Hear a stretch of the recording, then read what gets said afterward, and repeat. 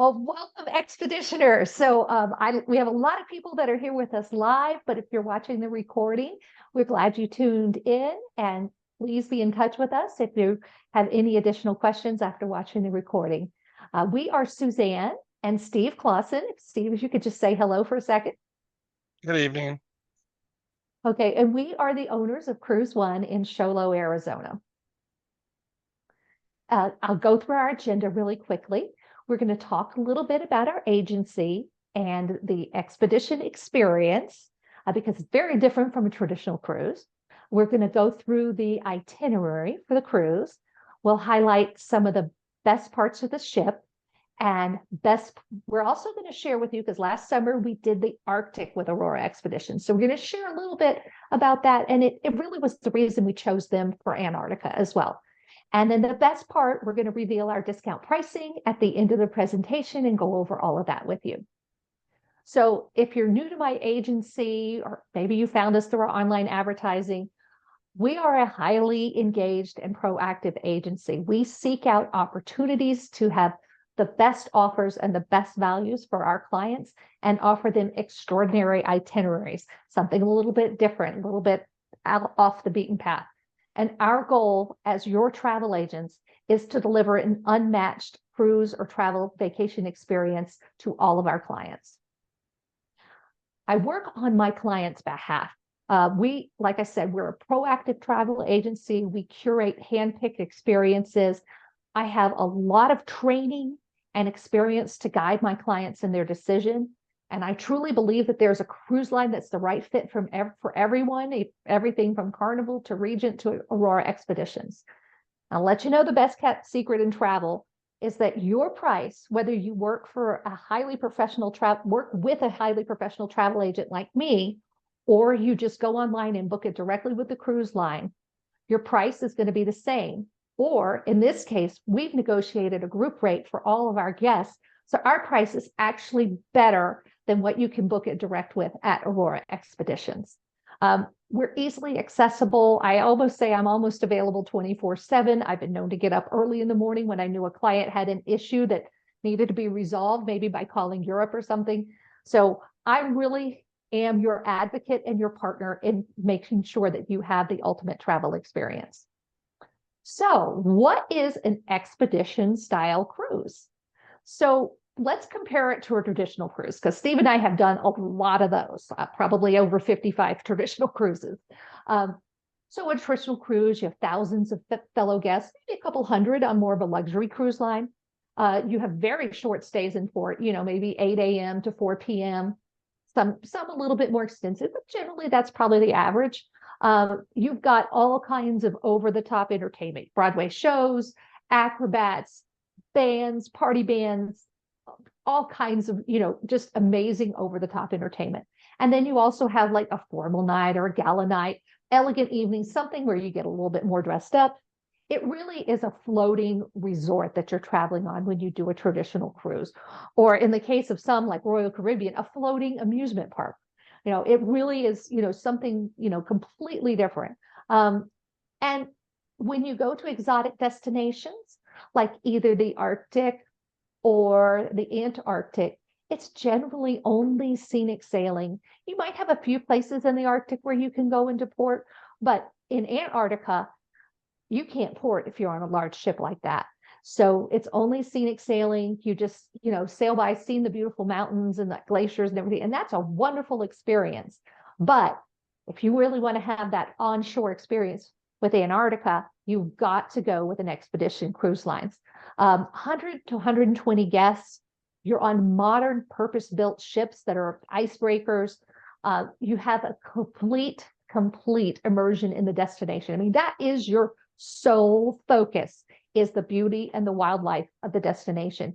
And you kind of think of your cruise ship as your base camp for visiting that destination. So here's our previous sailing to Antarctica. We went there in 2020 and in 2023, both with large groups. It was that scenic sailing experience. You can see we had a wonderful time, but many of our guests that were on that cruise, and they're already booked on this one, they really expressed a desire to go ashore, spend some time in Antarctica. So that's why we put this expedition cruise together. And talk to you a little bit about our transition. This is us on a typical cruise, all dressed up on one of the gala evenings. But last summer, we had a chance to go on an expedition to Longyearbyen. And that was because we had been booked on a traditional cruise, and Norway banned larger ships from their ports. And so the traditional cruise line had to cancel that stop in Longyearbyen, and we really wanted to go there. So we started looking around, and we found that Aurora Expeditions had a cruise that went there, and it went all around. And we're like, let's give that a go. That looks really cool. And we had like the time of our life. It was so different than a traditional cruise. So it was really a great experience for us. And I always like to say, who can enjoy an expedition cruise? Because you're kind of in a remote part of the world and you do some hiking ashore. So guests should be in generally good health, average fitness level. I mean, I am not fit by any means. I'm probably 40 pounds overweight and, can't run a mile. So, but I'm mobile. I can get around. You should be able to climb stairs freely if you fully want to enjoy the expedition experience, to get in and out of the zodiacs. There are elevators on the ship. And I have heard of cases where somebody who is not so mobile taking the expedition just to experience it from the ship, but to get in those zodiacs and walk ashore, you really need to be mobile. And the shore activities are divided into your fitness level. If you don't want to do a big hike that day, you can just be a beachcomber, which means you just kind of stay along the shore, don't do a big elevation change. But if you want to get a little more vigorous exercise, you can do a long or medium hike. And the zodiac rides, you need to be able to get in and out of the zodiac and be able to sit for a while you are driven around in the zodiacs. And here's a little video.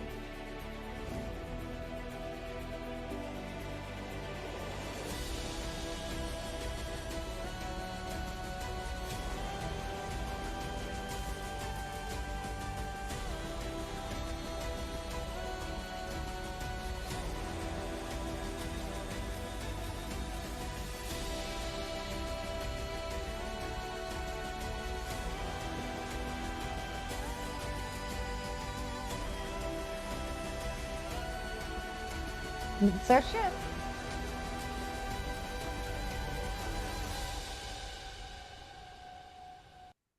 Well, I hope that wetted your whistle for Aurora Expeditions. Our cruise is February 21st of 2026. It is a 13-day across the Antarctic Circle cruise on the beautiful purpose-built Greg Mortimer ship. And I want to talk to you a little about why we chose Aurora Expeditions to host our 2026 group. It's a maximum of 120 passengers. And generally, when they go to the Antarctic, they usually cap it off at about 100. And what that means is that everybody can go ashore at once. You can have 2, 3, maybe even 4 landing experiences per day on Aurora Expeditions. And one of our guests, I was just talking to her this afternoon, she went on a ship that had 250 people. And she said she really didn't get to see that much wildlife because they had to stagger the zodiacs going ashore. So only half the ship could go ashore at a time. You do that, the fog rolls in, you have a shorter time on the zodiac, you're going to miss out on some of those wildlife experiences. So by going with Aurora, They have the kayakers and the snorkelers that go first, and then everybody else can go ashore all together on the Zodiacs. They're really amazing with destination immersion, and they surpassed any expectation we had for an expedition experience in the Arctic in 2023. So we had some choices of which expedition company we wanted to work with. A lot of them are, very much preferred suppliers with CruiseOne and Dream Vacations. And we decided that our best option was to do Aurora Expeditions because of that incredible experience and the environmental stewardship and the immersive opportunities. So let's learn a little bit about Aurora Expeditions. So think of the ship as base camp, and they get you off that ship as much as possible. Like I said, 2, 3, maybe even sometimes 4 landings a day, Zodiac rides, beach walks, even some longer hikes.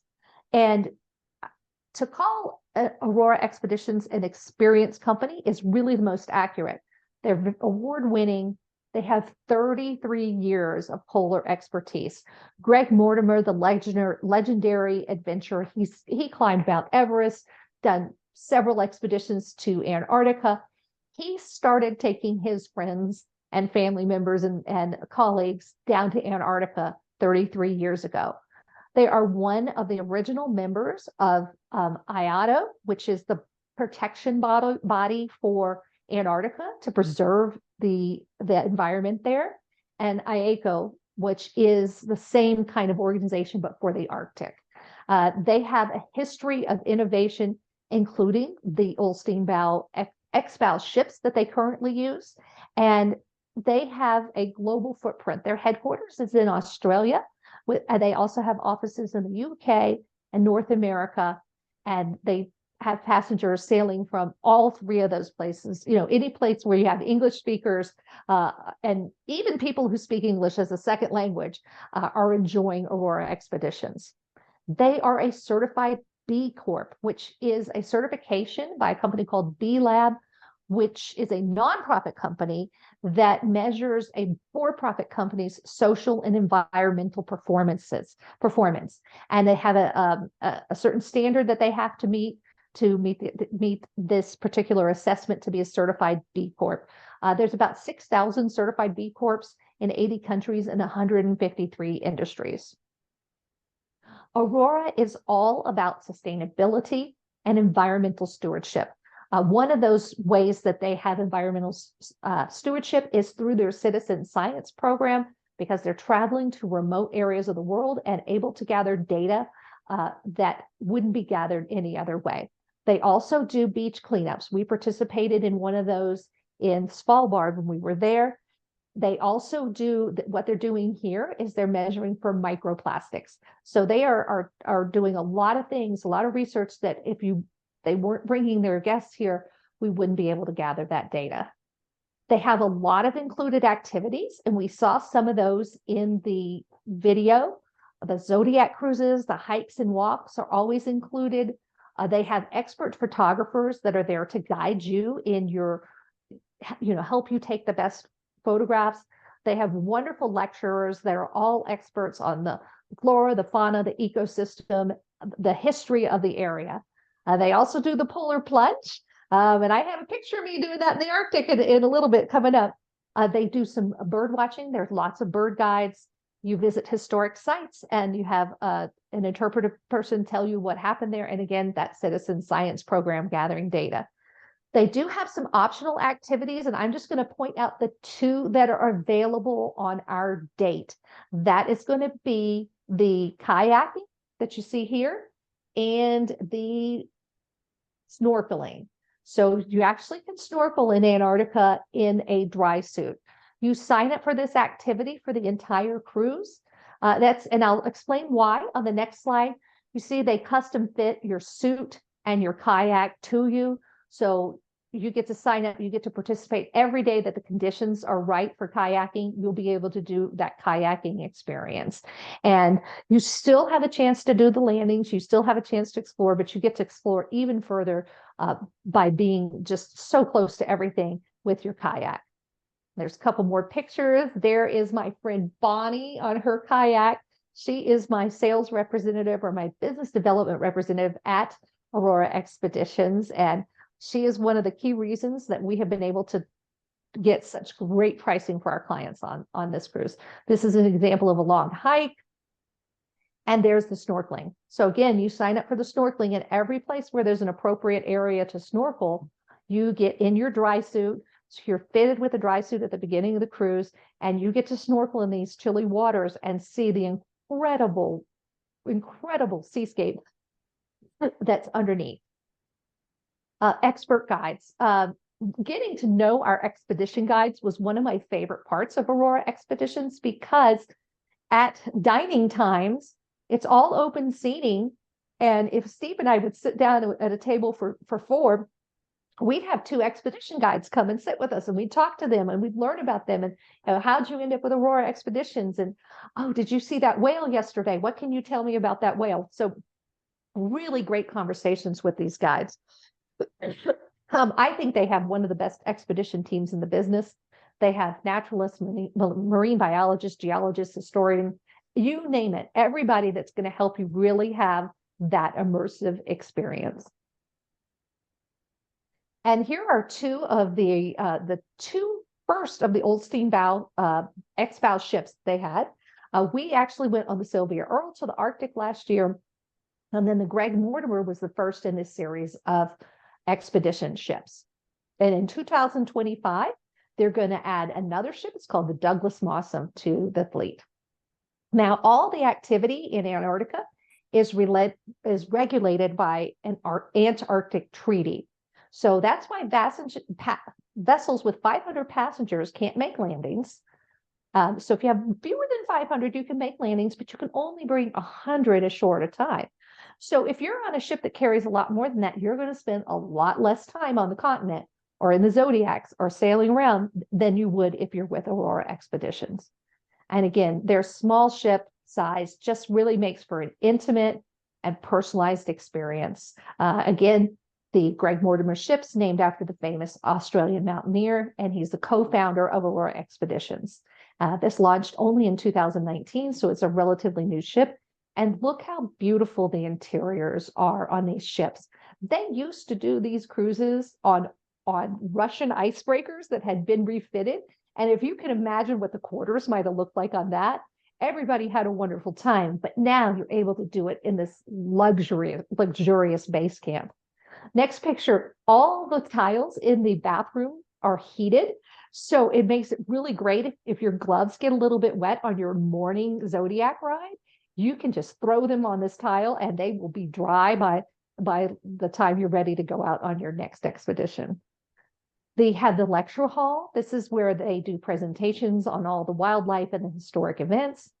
These ships have wonderful libraries, and these books that you see here on the shelves have pictures of things like the Shackleton expedition and stories of explorers and interesting facts about wildlife. So you can go up to that library, and if there's something that caught your eye where you were ashore and you wanted to research or find a little more about it, go up to the library. They've got all kinds of information. Nice gymnasium. So if all that hiking isn't enough physical fitness for you, you can come up to the gym and get a little extra workout. The mud room. This is so wonderful because they have this purpose-built mud room. It has plenty of space where you can put on your boots, hang up your coat, get on your life jacket. You're not tripping over other people. Everything is all together. You're not having to go one place to get your boots on and then someplace else to get off the ship. And it's a pretty open space. And this is where you go straight out the door to get into your Zodiacs. The Zodiacs are stored on back. They're pretty quick about getting the Zodiacs on and off.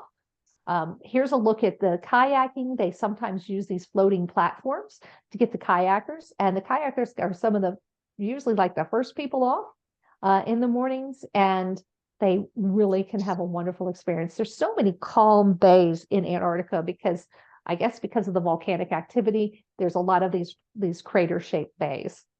And the atmosphere on board is relaxed, it's casual, it's friendly. You have all ages of people. You have solo travelers, couples, groups, a little bit of everything. And so you really get to know your fellow passengers and will make some friends for life. Just talking a little bit about what makes Aurora different.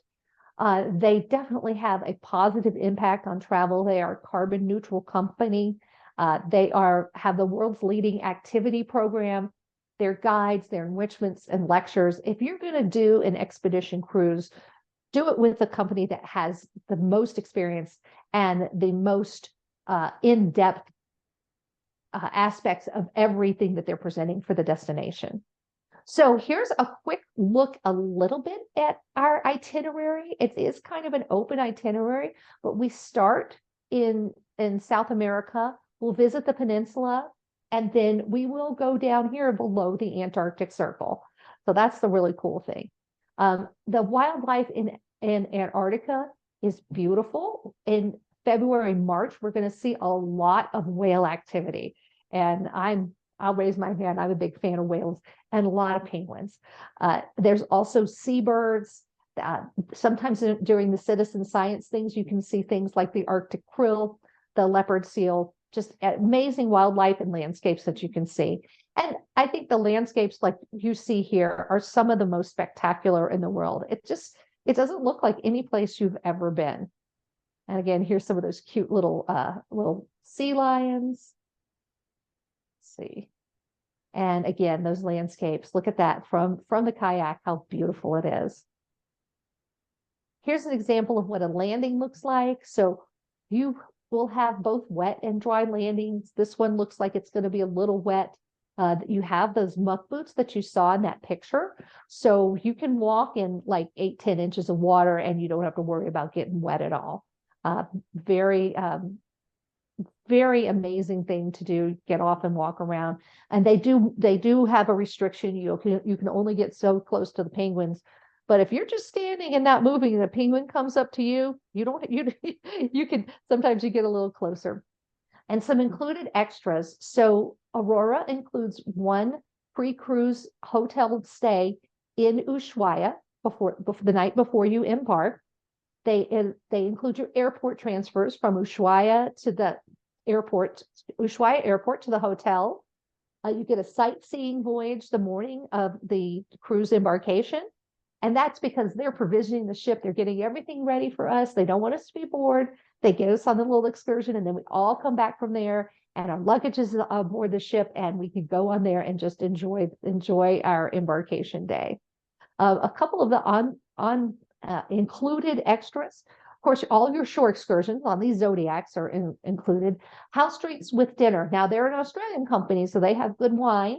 They also have beer, and I'm not sure about the mixed drinks, but maybe they have a few that are available with dinner. We always just drink wine. Starlink Wi-Fi. This is huge because if you need to keep in touch with back home like we do, because we run our own business, the Starlink Wi-Fi is super fast and it works very well even in these remote areas.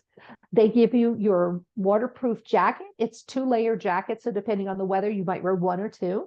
You get the use of the muck boots for the entire voyage. You don't have to pay anything to rent those. There's a professional photographer taking pictures, giving lessons on every voyage. And then there's even the port charges and permits and landing fees are all included in the price of the cruise. So I mentioned a little bit about us going to the Arctic with Aurora Expeditions, and that was our number one reason why we chose Aurora for our Antarctic expedition. And we went to Svalbard. That's where it is. That's Greenland. That's Norway. This is Russia over here. Greenland, Norway, Russia. Really, really remote, and it's all inside the Arctic Circle. So on some days, and this will be typical of the weather that we'll have in Antarctica, we had beautiful sunny days where we sailed by this spectacular scenery. Then sometimes we had foggy days, and you can see it was just as beautiful seeing it in the foggy day as it was in the sunny day. Again, spectacular scenery, and really the chance, it's not so much the scenery because you're going to have the scenery, but how close do they get you up to it? And how much time do you spend in those Zodiacs? So we had a lot of time ashore. I mean, there was no rush. You always felt like you were able to fully take in the scenery. These, of course, the birds that you see in the Arctic and some of my pictures that I took. Also, I think those are walruses hauled out on on little ice floats. And we'll see seals doing the same thing in Antarctica. Some of the whales that we saw, they're a little hard to photograph, but that is a blue whale and a beluga whale. And the beluga whale pulled up next to us on our first Zodiac excursion. They offer the polar plunge. I don't know what I was thinking. I did it. It was fun. I screamed a lot because the water was very cold. And if you look in this picture, that's actually the polar ice cap behind me. I don't know what I was thinking. They do this on every voyage. They have this fun evening barbecue. We happen to do it at the polar ice cap. So even though it's not really a party ship, they do have one night where they do a barbecue and make it fun. They try to pick it on a day when there's really good weather. So they can decide, just like on the turn of a dime, okay, we're doing the barbecue tonight. The service and the food were excellent, very attentive service. A lot of the staff have worked on larger cruise ships for many years, so they have a lot of that personal training and experience working with guests, and they were able to bring such a great personalized level of service because the ship was only 100 guests on board. Here's a look at some of the food. Food was delicious. It is a buffet for breakfast and lunch, which works out really well because you get your food quickly, you eat, and then you can either go take a nap, which we did a lot, and then get ready for the afternoon excursion. And the next video I have, I'm going to show you, it shows the process of getting on and off the Zodiacs. So you can see they grab your hand, you step, and then you sit down. They tell you, it's pretty easy on and off. There's a little step for you to step on. And the expedition team really helps you. So we had a lot of different mobility abilities. I mean, everybody was basically mobile, but we had all ages on our cruise. So it's definitely something, as long as you can take that step into the Zodiac, you can enjoy those Zodiac rides. Here's a look at our expedition team and some of the wonderful things. You wouldn't notice it, but some of these folks were in that video that Aurora Expeditions put together that I showed at the beginning of the presentation. And just to give you a summary, it was total destination immersion, something completely outside our comfort zone, and the most amazing experience of our life. So we're like, we've got to do this again for our clients to let them experience this kind of amazing expedition experience. So that's why we put this together. February 21st to March 5th, 2026, it's round trip from Ushuaia. So you notice that there's a big open. So on an expedition cruise, it is captain's choice. They will read the weather, the conditions, the wind, and they know this. They've been going here for 33 years.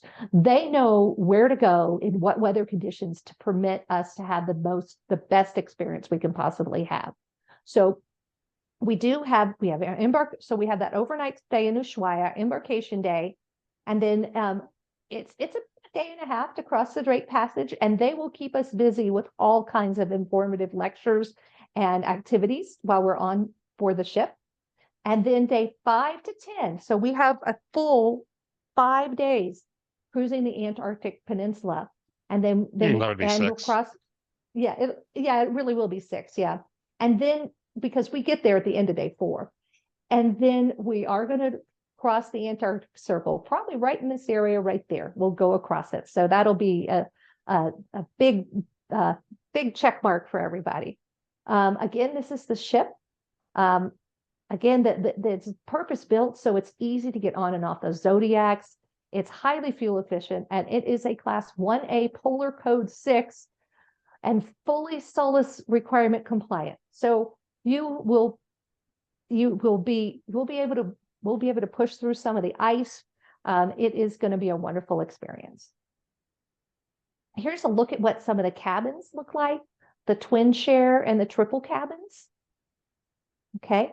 And then the balcony cabins, they're all some version of this. A couple of them vary a little bit in square footage. Category C is sold out. Aurora has 1 category B remaining, but we have 5 because we have an allocation. And I need to update this slide. I updated a different one, but I forgot that this was here. I actually sold one of the category A's this afternoon. So we only have we have one category A left in our inventory to sell. Here's a look at the superior balcony. This is a little bit larger, and the bed faces the window, which is kind of cool. This is a junior suite. So this is one side of it, and you can see that there's a separate living area on the junior suite. And then there's the captain's suite, again, which has a separate living area. This is basically a deck plan of the ship. So you can kind of see where everything is laid out. The mudroom is back here on the back of deck. Where is it? Deck 3 is where the mudroom. So if you're on deck 4, which we were last time, you just walk straight here and there's some stairs you go down to get to the mudroom. There's an elevator in the middle of the ship if you're up on one of the higher decks. So, pretty easy to get around. And they have 2 restaurants. The restaurants are located on this deck. They have a little Italian restaurant that's kind of set up over here. And then the main restaurant is here.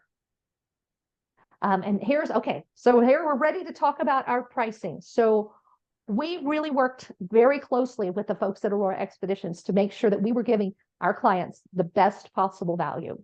So I just updated this slide today, and you can see we only have one of the category A's available. We do have 5 of the category B's in our inventory. We have sold all of our category C's.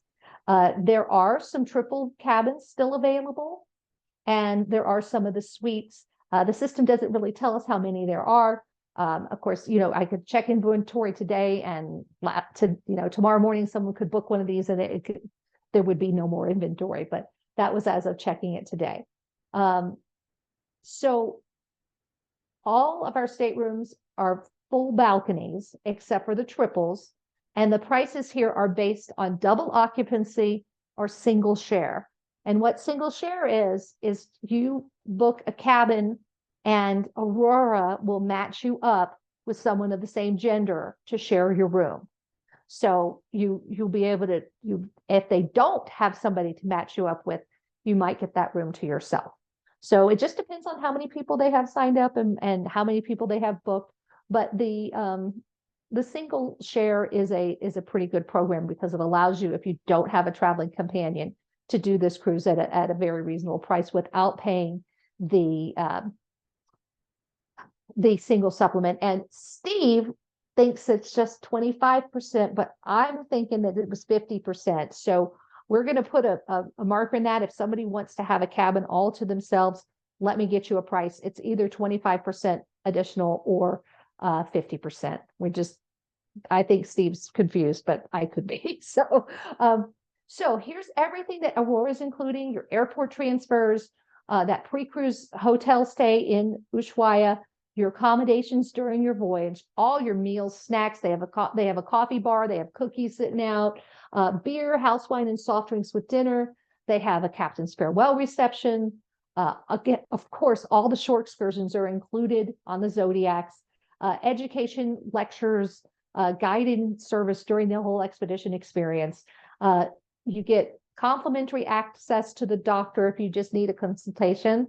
And then if there's any medical thing that has to be pursued further than that, there might be a charge. Again, your jacket, your muck boots, your Wi-Fi, comprehensive, information. They're going to help you make sure you know exactly what to do and where to do it. And all the port charges, permits, and all that is included. Now, at an additional cost, you have got your flights to Ushuaia, and I'll talk a little bit about what you can expect to pay for those. You've got your gratuities, which are $15 per person per day. You have got your additional activities like the kayaking and the snorkeling, and those are the only 2 that are available on this particular sailing. The others are available on different dates. You put an additional deposit down when you make a reservation on kayaking and snorkeling, and that is a non-refundable deposit. So you're committing up front that you want to do the kayaking and snorkeling. And then alcoholic beverages outside of mealtime are very reasonably priced. And you're probably not going to be drinking even if a whole lot, because you have to get up early in the morning and do that Zodiac ride or walk ashore. So I did a little research. I wanted everybody to know what it's like how you get to Ushuaia. And I just picked some airports. So they have direct flights to Buenos Aires from JFK, from Dallas, from Miami, and then from Phoenix, you connect through Dallas or maybe Miami. I suggest if you don't live in and I'll get to it later, if you don't live in a gateway city where you can fly all the way to Ushuaia on one ticket, that you stay in Buenos Aires for at least one night, maybe two. That's just to give yourself some padding in case there's a delay in your flight leaving your original airport. A 4-star hotel in Buenos Aires is very affordable for around, $200 a night. You can stay at a brand name hotel like a Holiday Inn near the airport for about $200 a night. And then you would stay one night in Buenos Aires and then you would have your flight booked going from either the international airport or the domestic airport to Ushuaia. And it's very affordable. I mean, look at it, maybe $163 a person. I'm also recommending, because this is what we're going to do, is we're going to book that extra night in the Ushuaia hotel. So we're 2 nights in Ushuaia. And probably 1 night in Buenos Aires. That's just to give us that extra pad in case there's any kind of logistical delays getting from Phoenix, which is where we start, all the way down to Ushuaia. So this is another option for getting to Ushuaia. If you live in any of these gateway cities, you can book a flight through Aerolíneas Argentinas directly to Ushuaia. So you make a connection in Buenos Aires, but you're ticketed as one ticket. I think it would be a good idea to have an extra night in Ushuaia, just because you want to account for any delays in your flights. So they're pretty reasonable all the way to Ushuaia from Miami or JFK. And again, that's only offered on Aerolíneas Argentinas. When you combine it with a partner airline, that bumps up the price a whole lot.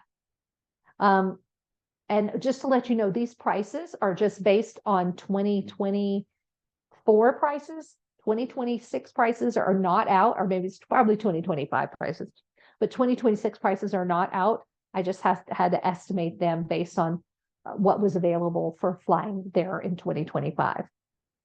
So available cabin, we're starting to dwindle down. If you want to do this, you need to call me as soon as you can and get it booked. Like I said, one lady saw my advertising, knew she wanted to do it. She booked this afternoon, and that's why we have one less of those Category A cabins. It is a $2,500 per person deposit. It's due within 7 days of when I put your reservation on hold. The deposits are non-refundable, but Aurora doesn't want to take your money and not give you anything. If something happened and you weren't able to go on this particular date, they would try to work with you to move it to another cruise. And that's at their discretion. I mean, they would say, okay, we can move it to any of these 4. They might not necessarily move it to your first choice, but they're going to work with you to try to find something they can move it to. Final payment for this cruise is not due until 90 days before sailing. And you could make payments along the way if you wanted to. And this is the other big one. Aurora requires you to have at least $250,000 of emergency evacuation coverage. You can buy a standalone plan for that coverage, depending on your age and the company that you're buying from, anywhere from about $75 to $300 per person. So it's not going to be a huge expense, but just know that it is going to be an expense that you have to factor into it because of their requirements about the travel protection. They do not sell their own travel protection plan, which is usually to your benefit. So you're going to need to go to a third-party vendor for that, and I can help make some recommendations of where you might be able to look for that. And then starting in March, we can add the air and the hotel arrangements, because we need to be, or it might actually be more like April. We need to be inside of 330 days before the air is released. So we absolutely would love you to join our group. Again, it's February 21st to March 5th, 2026. We're going to go across the Antarctic Circle. I mean, it just doesn't get any better than that. And again, I'll give you a quick reminder of our pricing and what's available currently. If you want to go for one of those amazing suites, there is still some availability on that. And then with our great group rates, we have a lot of cabins in that B category. So give me a call if you're interested. I'll put a cabin on hold, and like I said, you will have 7 days to make deposit on that. Here's the one last video to just wet your whistle. I'm going to turn it down a little bit. Oops. So that's why Aurora Expeditions has always treated those who come on the voyage as individuals. They're not group travel voyages. These are voyages of like-minded people travelling together and exploring in their own individual way.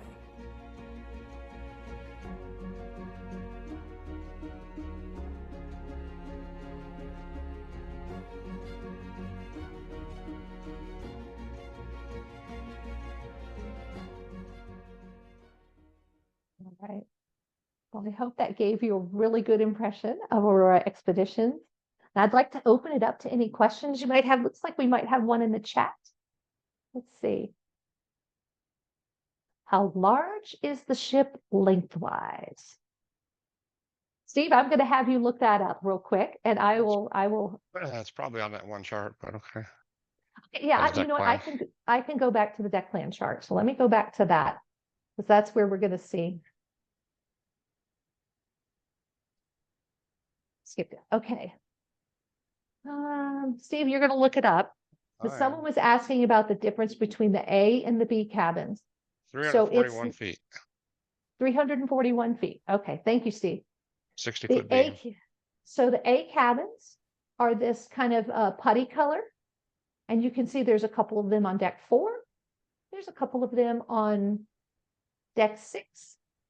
And then the B cabins are going to be the ones a little bit more forward or a little bit more aft. I think in our inventory, actually, I can look that up because I can tell you exactly which cabins we have in our inventory. Okay. The real difference between the cabs is just location. Yeah, it's location. Some of them are a little bit smaller balconies. Yeah. Okay, so in the B category, we have 605 available, and 606, and 608. No, 608 is sold. 623, and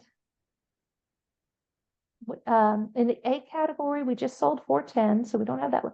The A category, we have 622. It's right there. So it's just the location on the ship. All right. Any other questions? Let me go back to where I can see. Where did it go? Hang on. I lost the zoom. Hang on. Oh, there we go. Okay. All right. Any other questions?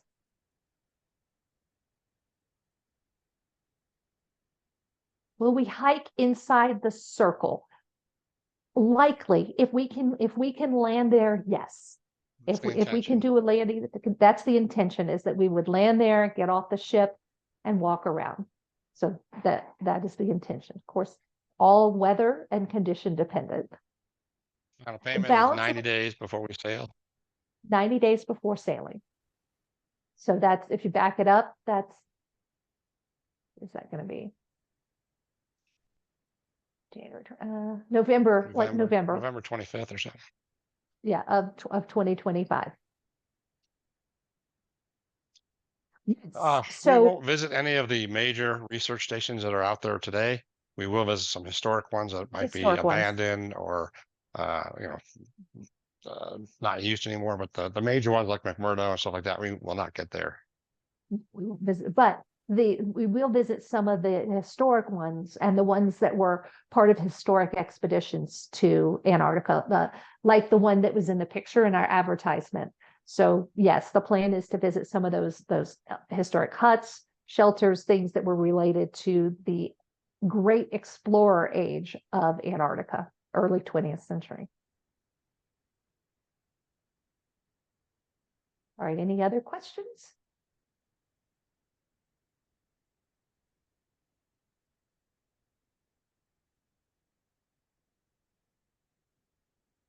Okay, well, let's go ahead and we'll stop the recording.